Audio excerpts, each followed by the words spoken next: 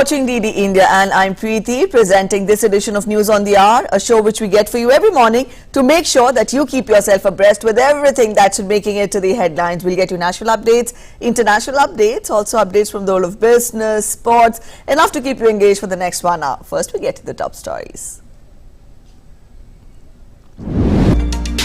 Nepalese Prime Minister Shivaji Deuba, who is on a visit to India, will visit Kalbhairav Temple, Kashi Vishwanath Temple and Pashupatinath Temple in Varanasi today. Earlier, Prime Minister Narendra Modi held extensive talks with his Nepalese counterpart, covering various key facets of close neighbourly ties between the two countries.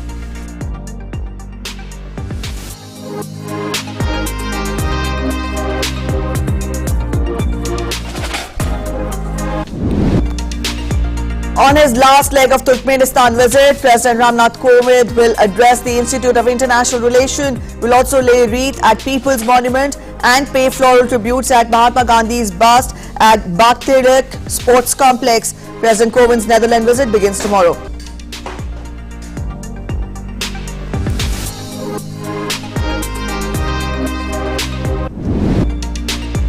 Embattled Pakistan Prime Minister Imran Khan is all set to face a crucial no-trust motion in National Assembly today. Ahead of the no-trust motion, Prime Minister Imran Khan urges the country's youth to stage peaceful protest against a foreign conspiracy allegedly hatched against his government. Says more than one plan for crucial vote on the no-confidence motion. Sri Lanka's government imposes nationwide social media blackout. Facebook, WhatsApp, among other apps hit due to the blackout. The island nation declares a 36-hour curfew from Saturday to Monday, following unrest over fuel and other shortages.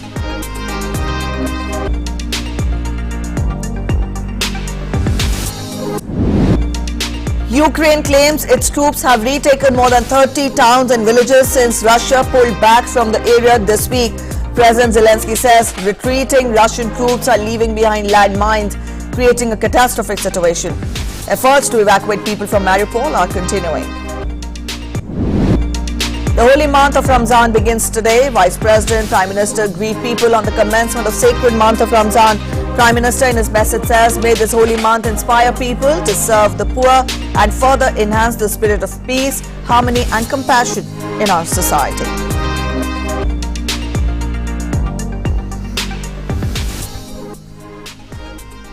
Alright, those are the top stories. Let's get to the news in detail now. Nepal Prime Minister Shivaji Deuba, who is on a visit to India, will visit the Kalbhairav Temple, Kashi Vishwanath Temple and Pashupatinath Temple in Varanasi today. During his visit, Deuba will also pay a visit to famous Kashi Vishwanath Temple and Nepali Temple, which is also known as Sri Samrejeshwar Pashupatinath, in fact, Mahadev Mandir. The Nepalese temple dedicated to Hindu god Shiva is located on Lalita Ghat in Varanasi. This temple was envisaged by Nepali king Rana Bahadur Shah, who was exiled from the city from 1800 to 1804.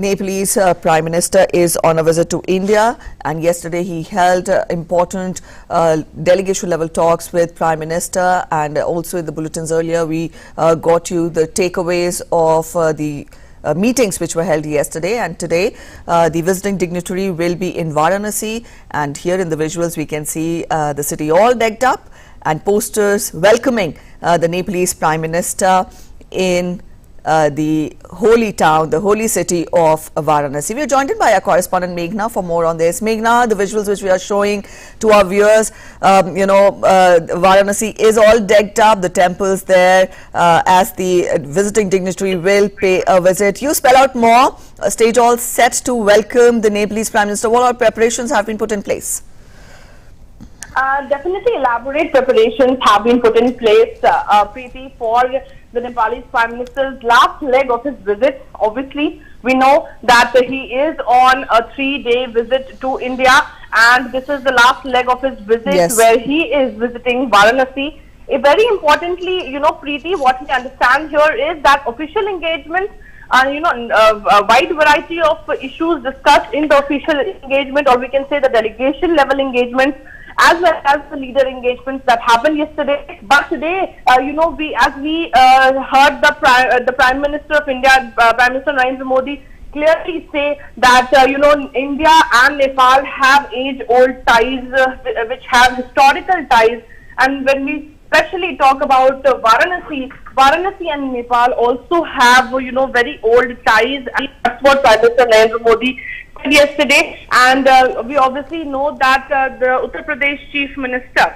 Yogi Adityanath will be accompanying and will be hosting the Nepalese Prime Minister on this visit of Varanasi. He is obviously going to visit the Kashi Vishwanath temple there, and Prime Minister Narendra Modi yesterday also very clearly saying that this is going to be an important visit where the Nepalese Prime Minister will definitely have a glimpse of the very changed, or revamped, place of Varanasi, especially when we talk about the Kashi Vishwanath temple, which has got a very new, the revamped look, very beautifully, the beautification of the temple that's been done, and the surrounding areas Yes. that has been done. So, definitely an important visit, clearly, hinting at or clearly depicting, displaying the very deep-rooted linkages, historical, civilizational, cultural, and as well as spiritual linkages that India and Nepal had.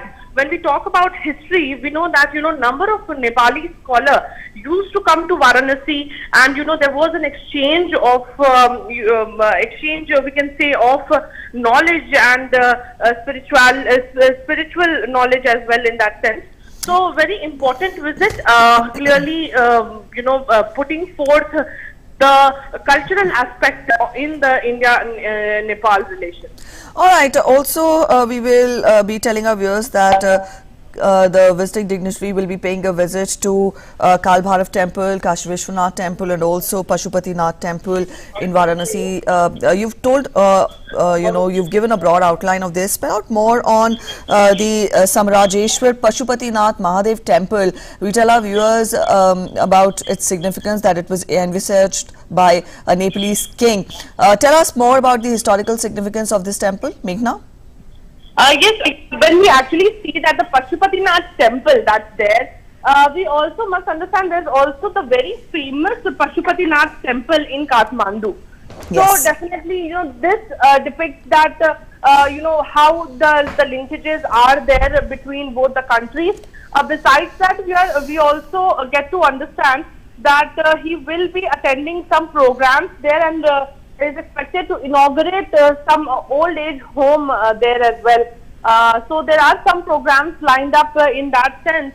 And when we also see, not only this leg of his visit, but yesterday the leg of his visit, Preeti, has been very substantial, has been very fruitful, and clearly this visit by the Nepalese Prime Minister, this is his fifth visit in his fifth term as the Prime Minister, and definitely this visit being the first of his foreign visits, being the Prime Minister once he took charge of the position last year. His first visit is to India, and definitely this visit could have come quite a lot earlier, but obviously due to the COVID situation that was prevailing, this visit couldn't happen earlier, and when it has happened, the 3-day visit clearly signifying the importance of Indo-Nepal relations in different aspects. Now, what we also tell our viewers and have been showing in our reports since yesterday evening, that the important aspects of power and connectivity have taken front seat. Yes, Meghna. And that there have been a number of announcements also made, MOUs, agreements also signed, especially in the power sector, especially when we talk about like connectivity, railway connectivity, hydropower, the Pancheshwar multi-purpose project, and other projects for that matter, supply of petroleum products for that matter. Obviously, very important. We saw that Nepal joined the International Solar Alliance to which Prime Minister Narendra Modi said that this is the way where Nepal looks forward to a sustainable future and towards clean energy. We also saw that financial connectivity got a major boost when we talk about the RuPay card being launched in Nepal. All right. Yes, Meghna, I'll interrupt you here. These are the live visuals we're getting for our viewers, wherein the visiting dignitary, Nepalese Prime Minister, has reached Varanasi. And these are the visuals from Varanasi. And as we speak, we show these decked up visuals to our viewers. And Meghna, our correspondent, has also told us about the day ahead for the visiting dignitary in Nepal, in fact, Varanasi today. And also, the Nepalese Prime Minister will be visiting Kal Bhairav Temple, Kashi Vishwanath Temple, and Pashupatinath Temple today. And here we have the visuals of welcome that has been given to the Prime Minister of Nepal on his visit to Varanasi. The decked up visuals of the city, in fact, decked up, all decorated, ornamented ahead of the visiting dignitary. And just a while back, we showed you the live visuals wherein he has reached Varanasi. Meghna, we are talking of, the significance of this visit. This visit happens close on the heels of the BIMSTEC summit. Speak more on how far would this, would this visit help in further stemming and further strengthening the relationship between the two countries. Prime Minister has also talked of how the neighborly ties would further be strengthened with this visit, and also how far will it further take India's, India's norm of neighborhood first. Preeti, exactly when we talk about, the number of projects, especially, we understand that there has been a lot of developmental projects clearly ongoing in Nepal through India's assistance. Now we also understand is that we actually display the neighborhood first policy in terms of Nepal. When we see that the earthquake of 2015, yes, India was the first responder. In hardly 6 hours of time, the earthquake struck and India had sent its NDRF teams with the first response of assistance to Nepal. And when we see that, both the leaders also witnessed a video clip on the progress of the construction of up to 132 health facilities in Nepal, undertaken with the post-earthquake reconstruction grant that was given by India. So clearly, volumes of how the continued assistance that has been, given by India for developmental projects in Nepal. When we also see yesterday, there have been a couple of projects launched.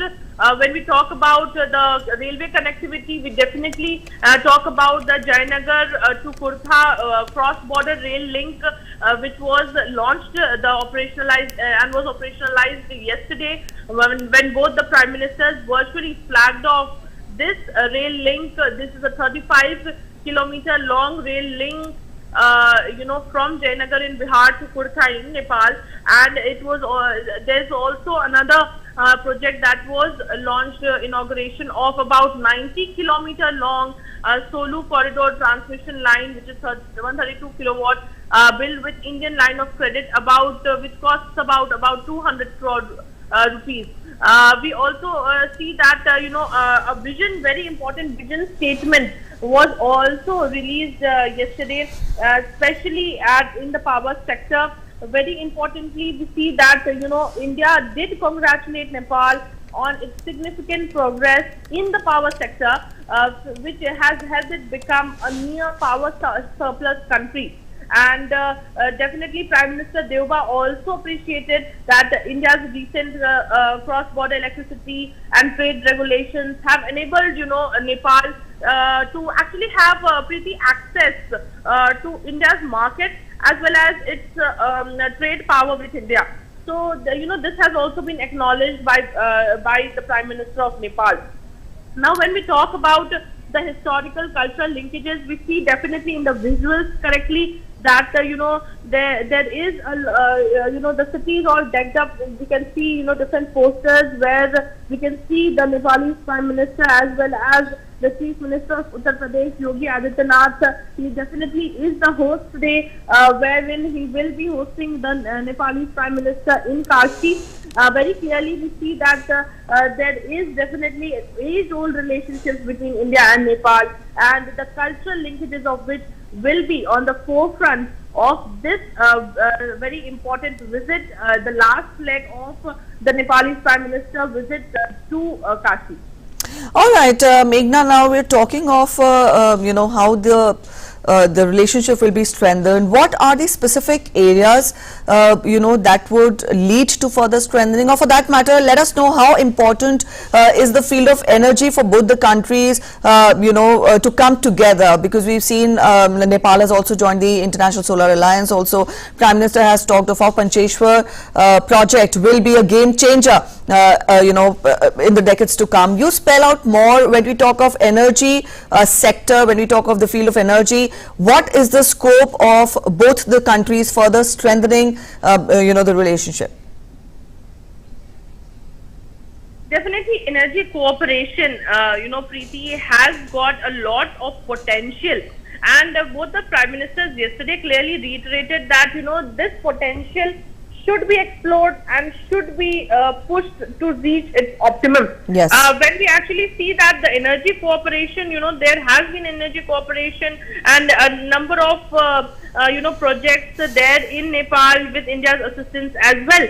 But when we see that yesterday, the kind of vision statement that has come, that is very ambitious, so to say the least, because, it's been talking about a number of initiatives, like both the Prime Ministers agreeing on joint development of power generation projects in Nepal, or be it about the development of cross-border transmission infrastructure.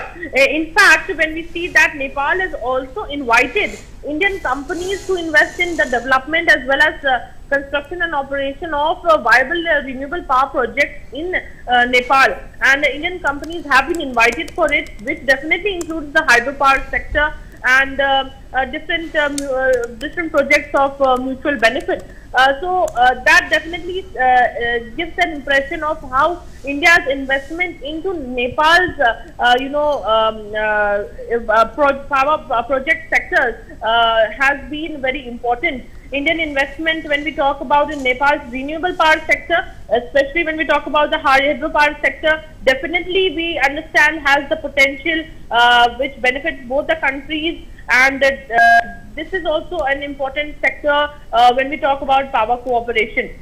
Now, when we see that both the leaders also did agree upon coordinated operation of the national grid that is there, institution cooperation, be it sharing operational information, technology, in the sector of training as well. So that also becomes important when we see that, and not only that, I was telling you about the Pancheshwar multi-purpose project. Yes. So this has also, the Prime Ministers have directed the officials to expedite this, the bilateral discussion regarding this, so that there can be an early finalization of the detailed project report, which is called the DPR. So we definitely, with this, we understand that there has been a lot on the table, broad spectrum of subjects discussed, bilateral relations clearly discussed, sectors of bilateral cooperation discussed quite in depth, especially looking at this vision statement. And when we also see the different sectors, we talk about Nepal joining the International Solar Alliance, or MOUs being exchanged on technical cooperation especially in the railway sector, that definitely becomes important. We also saw that there was a talk on about the progress of the Raxaul-Kathmandu broad gauge railway link. That is also very important, because that is going to boost and enhance connectivity, especially enhancing the people-to-people movement. All right, Meghna, thank you so much for joining in with those inputs. We'll come back to you again during the day.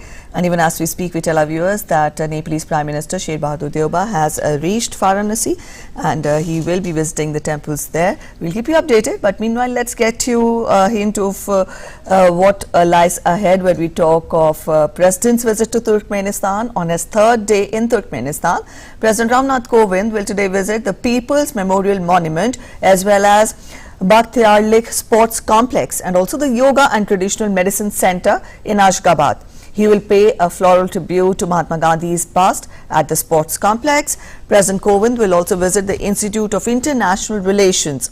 The President will be present at the function of release of a postage stamp commemorating 30 years of establishment of diplomatic relations between India and Turkmenistan by the Indian ambassador and the rector of the institute.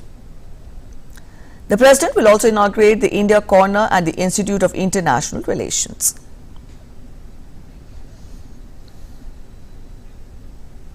Earlier, President Ramnath Kovind met and interacted with ITEC, ICCR, Hindi Alumni and Friends of India Group.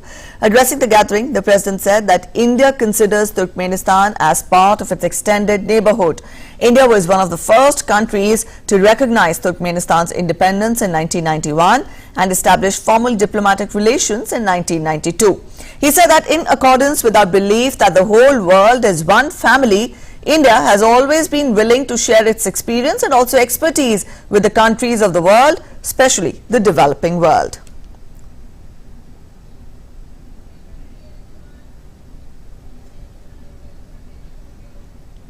In accordance with our belief that the whole world is one family, India has always been willing to share its experience and expertise with countries of the world, especially the developing world.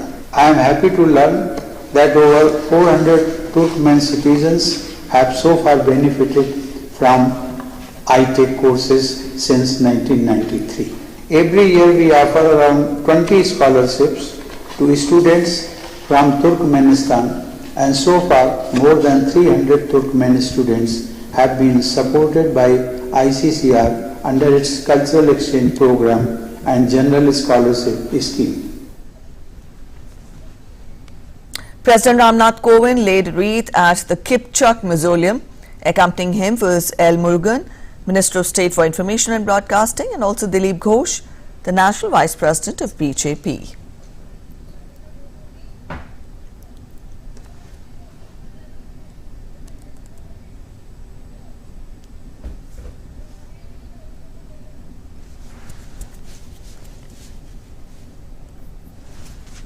President Ramnath Kovind's visit to Turkmenistan,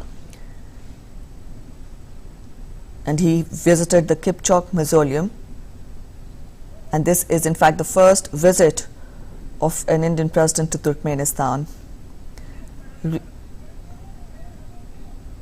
After the Kipchak Mausoleum, President visited the Independence Monument and also planted a sapling. The Independence Monument is a monument located in Ashgabat, Turkmenistan. The design of this building was inspired by traditional Turkmen tents and the traditional headgear worn by Turkmen girls.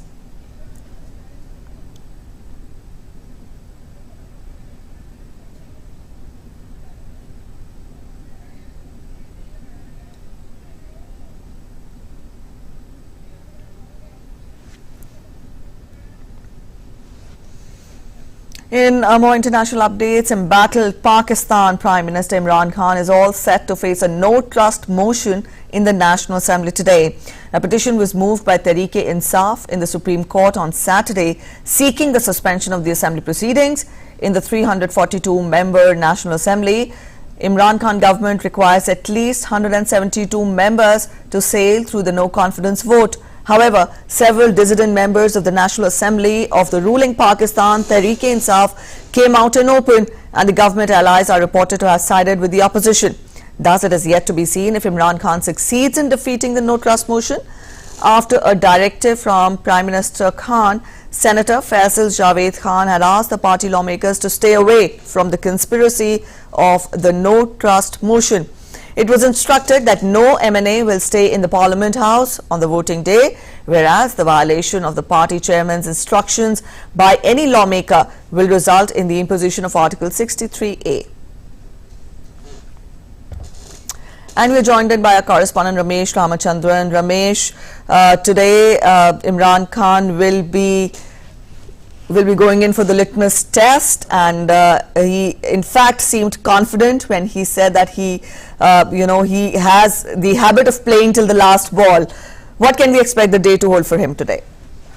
Morning, Preeti. So as we speak, the lawmakers, the Pakistani lawmakers, are making their way to the National Assembly building in Islamabad for the no trust vote. Remember, this was to have begun last week, but it was postponed at the last minute to Sunday, and we are just moments away from the start of that particular session. And as you mentioned, the Imran Khan government is in a very precarious position, having lost a number of its allies who have since switched sides to the opposition camp. Remember, the opposition parties have come together under one umbrella called the Pakistan Democratic Movement, and we've seen in the last several days many of his allies have switched sides and joined the opposition ranks. So as we speak, as things stand now, Preeti, the government is in a minority. Remember, as you mentioned, it requires at least 172 members to win the trust vote, and we will know very soon whether he actually does so or not. But it seems to be, indications are that the opposition has the edge, has the numbers on its side. As the numbers stack up, we have seen PMLN, the PPP, MQM, other parties such as the BNP and the PMLQ also join ranks with the opposition. So the numbers speak for themselves, but we have to wait and watch as to how the trust vote actually shapes up in the assembly. All right, Ramesh, how do you evaluate the situation at present, or for that matter, I would want you to acquaint our viewers with what led to this scenario in the Pakistan politics. We know that no government, in fact, has been successful in completing the 5-year term. But what is it that has led to this crisis this time around? Well, Preeti, for the benefit of our viewers who are not familiar with Pakistani politics, Pakistan has been ruled by the army for almost half of its existence, and as you mentioned, no civilian government has completed its 5-year term in the National Assembly. Now, the origins of this particular dispute can be traced back to the delicate relationship that used to exist between Imran Khan and the army and the ISI, the so-called GHQ in Pakistan. And it can be traced back to September, October last year, when Imran Khan did not go along with the army in the appointment of the ISI chief. And since then, we've seen that he has been fallen foul of the army establishment, so to speak. And we have come to the point where Imran Khan has lost support of the army establishment. But as you mentioned, ironically, Preeti, no government has completed its 5-year term. At the same time, no prime minister has lost in no trust vote either. So it's interesting because Imran Khan is still the sitting prime minister, and we have to wait and watch how things pan out in the assembly. But indication, as we mentioned before, is that he does not have numbers on his side. So it's all a matter of time, because indications are that Imran Khan may have outlived his utility for the army generals. And Imran Khan, for one, has said that, as you mentioned before, that he will play to the last ball, invoking his cricketing career of past. And he's also accused some foreign powers of interfering in Pakistani politics. So from his perspective, he says, I was left with 3 options: either resign, or go for a trust vote, or call for elections. And he says, I will play to the last ball and see how the numbers stack up eventually in the National Assembly. Is there any possibility of, of him sailing through this crisis, Ramesh? What can we expect? A majority. The speculation is that Imran Khan could resort to tactics at the very last minute as well. Some people are speculating that he might find some way of postponing the trust vote, number one. Number two, he can prevent the lawmakers from assembling in the National Assembly. But we have seen the last half an hour or so that many of the lawmakers from the opposition parties are actually walking down to the building not moving in their cars because security has been, beefed up around the assembly, and only a select few allowed inside. So we saw pictures, visuals of the Pakistani lawmakers and the opposition parties actually making their way on foot into the assembly. So all these speculations are swirling around as to can Imran Khan still do something, pull out a rabbit out of his hat, so to speak, and stall the trust vote in the assembly and buy some more time. But indications are that we are nearing the end, so to speak, of his stay in power. He's been around for 4+ years, but now I think as numbers stack up, the writing might be there for him on the wall. Okay, so the writing might be there for him on the wall, but Ramesh, also you tell us that if a civilian government has not completed 5 years, in office in Pakistan, but also an acting prime minister has not lost a trust vote ever. Spell out more on that. Let's get some kind of a backgrounder on this. What has been, the history with regarding to trust vote or such scenarios which have cropped up earlier also in history when we talk of Pakistan politics? Well, if I were to talk to our viewers, and give some, put this in its proper context and perspective, Preeti, Imran Khan rose to power on the back of his election campaign of rooting out corruption, yes, of rooting out what he called dynastic politics. And we saw that in his campaign slogan in 2017 and 2018 when he spoke about quote-unquote Naya Pakistan or New Pakistan. He also spoke about tabdili, which is the Urdu word for change, and he won a handsome verdict in 2018. But since then, it's actually been all downhill for him for a variety of reasons. The economy is not doing well. His anti-corruption plank is not going anywhere. The index of opposition unity is, gaining at his own expense. We've seen a number of disparate political parties, namely the Pakistan People's Party, the PMLN of the Nawaz Sharif, the Sharif brothers, the MQM, the Balochistan National Party, the PMLQ, the PML Quaid-e-Azam, all coming together and jumping ship one by one and joining ranks with the opposition parties. So clearly, Imran Khan seems to be outnumbered as we speak. And there's also the factor of the army establishment. He was seen as a proxy or the puppet of the army establishment. But since then, his so-called honeymoon with the army generals has gone sour. And today, the army seems to have indicated that it might not support his continuance in power any longer, and that it's left it to the the numbers obtaining in the assembly to decide the fate of his own of his government. At the same time, General Bajwa, we've heard him in the last 24 hours speaking in Islamabad at a security summit.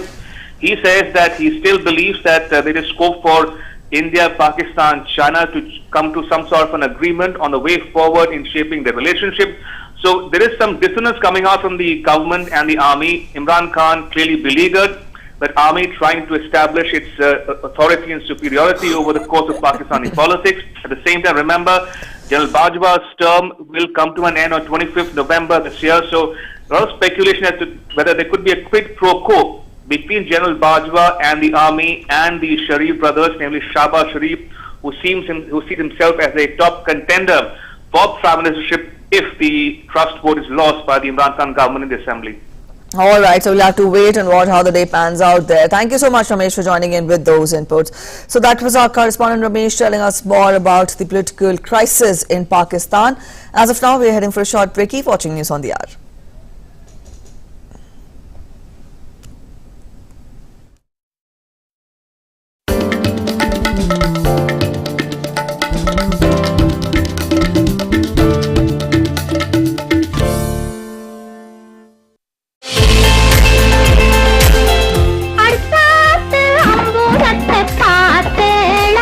Don't accept me as a Telugu or Kannada actress. They think I'm a Tamilian. So how was it working with Shivaji Ganeshan? I think he's one of the best actors of India today.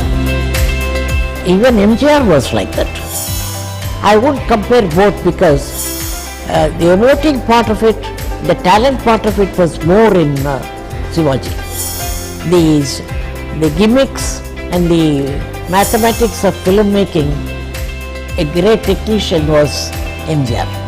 Padma Shri has given an opportunity to meet you, your audience, your great fans of Doordarshan, I am grateful to all of you and thankful to the Government of India for giving me this honor.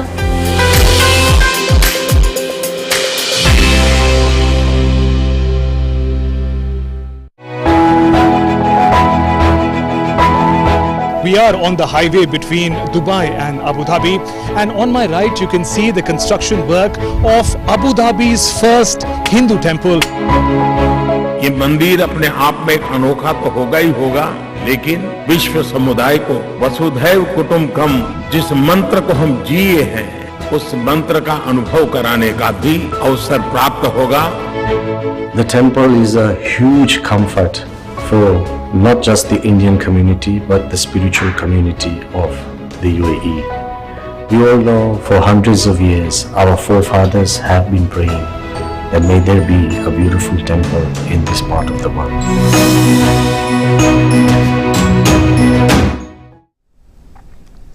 Welcome back after the break. You're watching News on the Hour. And the Sri Lankan government, battling economic crisis and nationwide protest over this crisis, has blocked access to all social media websites in the latest bid to quell the protest against President Gotabaya Rajapaksa. Some 24 social media platforms were affected, including Facebook, Twitter, WhatsApp, YouTube, Snapchat, TikTok and Instagram. The Sri Lankan government said that the decision was taken to stem misinformation. Ahead of the planned protest for today, the island nation had declared a 36-hour curfew from Saturday to Monday as the country faced a severe power crisis and also rising inflation. Sri Lanka is facing an acute lack of foreign currency to pay for even the most essential imports. Meghna is joining us to get us more on that. Meghna, we tell our viewers that Sri Lanka is witnessing 36-hour curfew, and at the same time major social media websites have been blocked. You spell out more. Get us the latest updates first. Preeti, the curfew there will be until 12:30 GMT, 12:30 midnight GMT till Monday, and lawyers have urged the president to revoke the state of emergency. Well, we understand that Sri Lankans are suffering from lack of fuel as well as essential items. India has also provided aid at this time of emergency, as well as India has also been supporting the economic crisis that has emerged there in Sri Lanka. But first, we also understand that Jerry Rice, the IMF person, has also said that just a couple of days ago that Sri Lanka has expressed interest in IMF supported financial program, and it will be initiated program discussions with authorities. The finance minister of Sri Lanka may visit Washington in April, which is maybe in in some days, a few days from now. So the finance minister of Sri Lanka is also and talk to the IMF authority on the financial support program. And now what we also know definitely is that social media has been blocked. Sri Lanka has restricted access to major social media platforms, which definitely includes Facebook and Twitter, amidst the growing unrest in the country and a completely unprecedented economic crisis that has emerged there.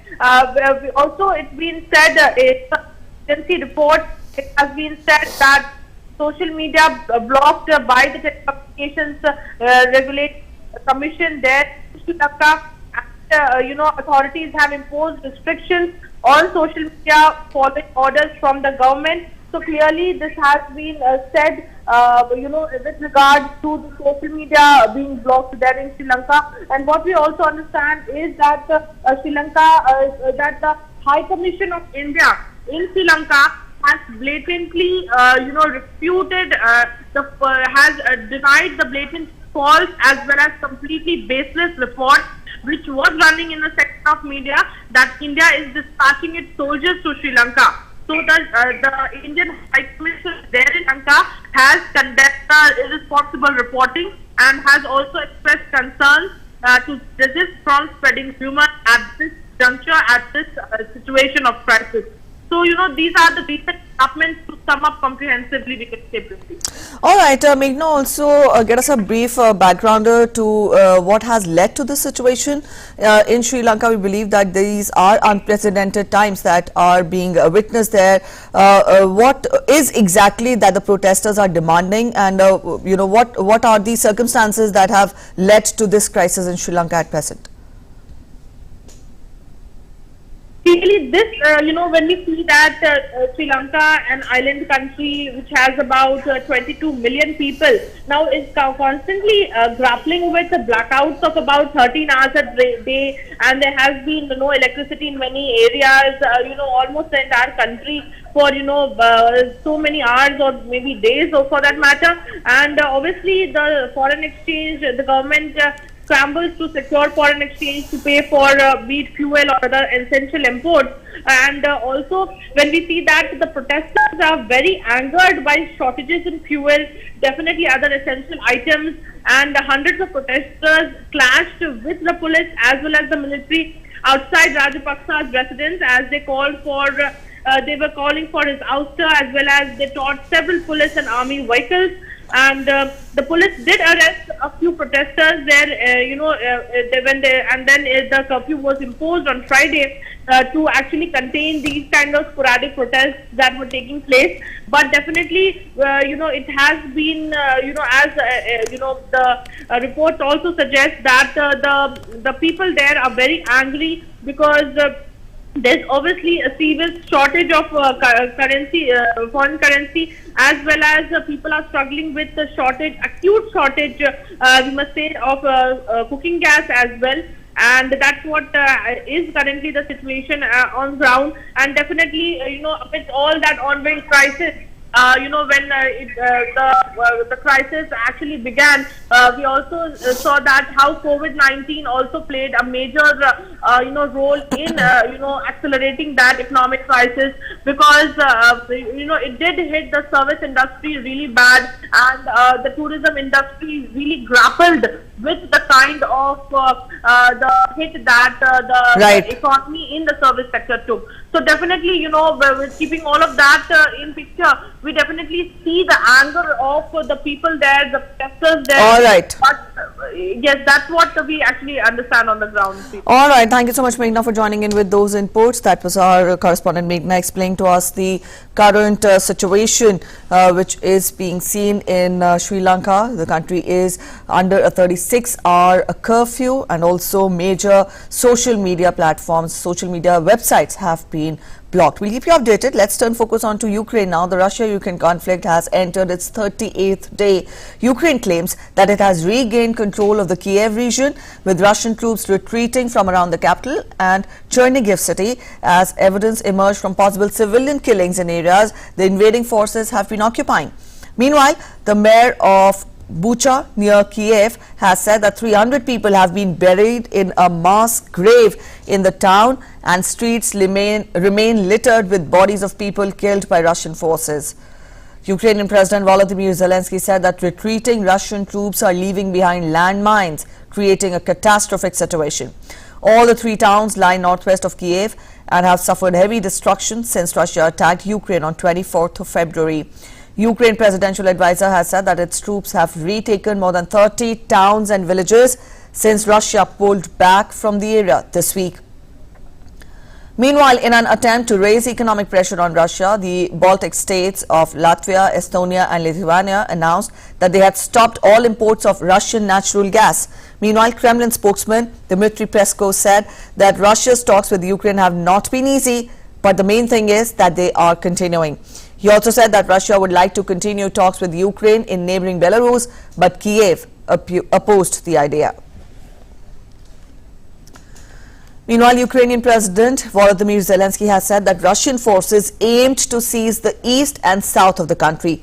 In a late-night video address, Zelensky said that Russia had the resources to put pressure on the east of Ukraine. He also singled out the praise for the forces defending the besieged port of Mariupol, saying that their resistance was allowing other cities to gain valuable time. Our defenders continue to regain control of localities in Kyiv and Chernihiv regions. More and more Ukrainian flags are being flown in areas which used to be occupied. Ukrainian armed forces do not let the enemy withdraw without a fight. They are pounding the enemy, destroying all those that we can reach. We are strengthening our defense in the east and the Donbass. We are aware the enemy has resources to put pressure on the eastern part of our country. United Nations Secretary General Antonio Guterres announced that UN Under Secretary General for Humanitarian Affairs Martin Griffiths will travel to Moscow and then will visit Kyiv to address the current scenario in Ukraine and also discuss the possibility of a ceasefire. Dozens of protesters marched through the Swiss city of Bern on Saturday in a show of support for Ukraine. The demonstrators marched through Bunsplat Square to the Federal Palace, many holding anti-Putin placards and Ukrainian flags. Ukraine's ambassador to Switzerland also joined the demonstrations and thanked the Swiss people for their support. Since Russia's attack of Ukraine began on 24th of February, up to 4.1 million civilians have left the country, according to the figures from United Nations.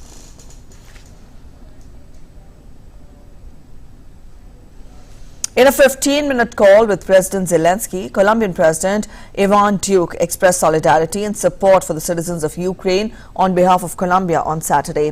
The Colombian president spoke with Zelensky from the department of Meta, where he toured the road corridor that joins the municipalities of Mesetas and Urib. In Bogota, Ukrainian residents in Colombia organized a sit-in against the war. Holding a flag of more than 25 meters and pro-Ukrainian posters, they asked for donations to help their fellow nationals. Colombia is the only NATO global partner in Latin America since it joined the organization in 2021. As the situation remains worrisome in Ukraine, the workers from International Committee of the Red Cross Society delivered food and first aid to the residents of Irpin. The society provided aid to the people still living in the city. According to the society, that is ICRC, it plans to make further visits to the city to deliver more aid, which will include tarpaulins to repair homes hit by shelling. On 4th and 5th of April, the ICRC plans to make further visits to the city to deliver more aid, which will include tarpaulins to repair the homes that were hit by shelling.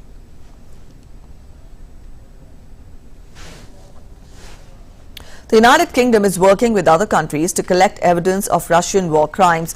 British Foreign Secretary Liz Truss wrote on Twitter, and I quote, "Appalled by the atrocities in Bucha and other towns in Ukraine, reports of Russian forces targeting innocent civilians are abhorrent. The UK is working with others to collect evidence and also support the International Criminal Court war crimes investigation. Those responsible will be held to account." Meanwhile, Pope Francis has implicitly criticized Russian President Vladimir Putin over Russia's attack of Ukraine, saying a potentate was fomenting conflicts for nationalist interests. Moscow said the action it launched on 24th of February is a special military operation designed not to occupy territory but to demilitarize and also denazify its neighbor. In fact, Francis has already rejected that terminology, calling it a war. However, he has only referred to Russia directly in prayers, such as during a special global event for peace on March 25th. All right, quick look at the global figures when we talk of the COVID situation. Then the world is still battling COVID, with the number of cases crossing 49.07 crore, while over 42.55 crore people have recovered from the disease. More than 61.73 lakh lives have been lost till now. The US continues to remain the hardest hit from COVID, reporting over 8.18 crore cases. Also, the country's fatalities from the disease have crossed 10.08 lakh. Also, France has been registering the highest COVID cases in Europe with over 2.58 crore cases, followed by UK, where the COVID cases have crossed 2.12 crore. Germany ranks third with 2.15 crore cases, while Russia has more than 1.78 crore cases of the disease. The World Health Organization released an updated plan for COVID-19, laying out 3 possible scenarios for how the pandemic will evolve this year. The updated strategic preparedness, readiness and response plan sets out the strategic adjustments that every country needs to make to address the drivers of COVID transmission, lessen the impact of COVID infection and also end the global emergency. WHO is releasing an updated strategic preparedness, readiness and response plan for COVID-19. This is our 3rd strategic plan for COVID-19. And it could end, should be our last. It lays out 3 possible scenarios for how the pandemic could evolve this year.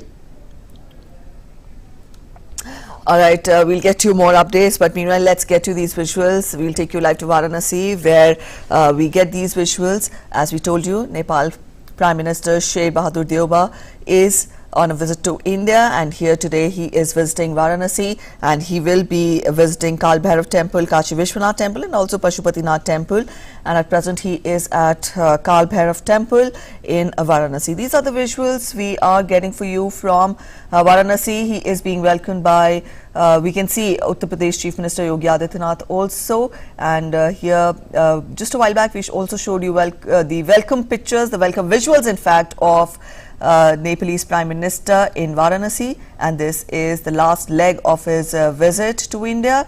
Yesterday we saw him hold delegation level talks with Prime Minister Modi, and today he is in Varanasi paying a visit to Kal Bhairav Temple, Kashi Vishwanath Temple and also Pashupatinath Temple. Here he is being flanked by Uttar Pradesh Chief Minister Yogi Adityanath, and these are the inside visuals of the temple, and here we see the dignitaries along with the visiting dignitary, in fact, the delegation along with the visiting dignitary present, and they are visiting Kal Bhairav Temple at present in Varanasi.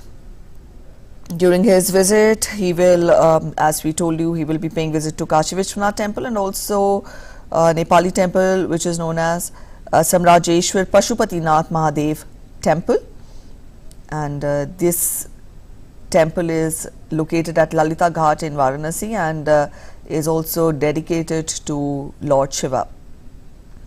Nepalese Prime Minister Shivaji Deuba paying a visit to Kal Bhairav Temple in Varanasi. These are the visuals we are getting for you from inside of the temple, wherein we can see the visiting dignitary. And when we talk of this temple, the Kal Bhairav temple in Varanasi, this is in fact one of the oldest Shiva temples in Varanasi, and also this temple has got great historical and cultural importance in the religion of Hinduism. For Hindus, in fact, this holds immense cultural and religious historical importance as well.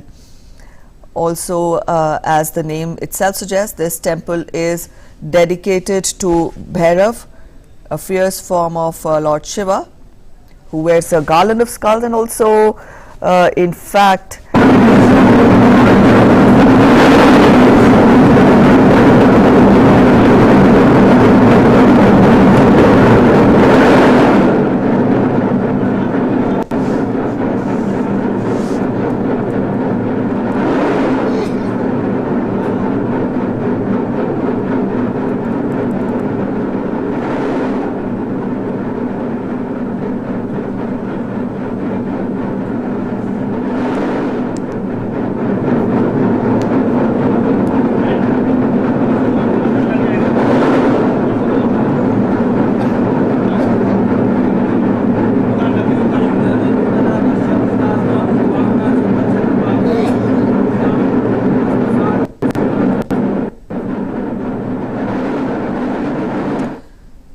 these are the visuals we're getting for you from Varanasi, where Nepalese Prime Minister Shivaji Deuba is visiting the Kal Bhairav Temple.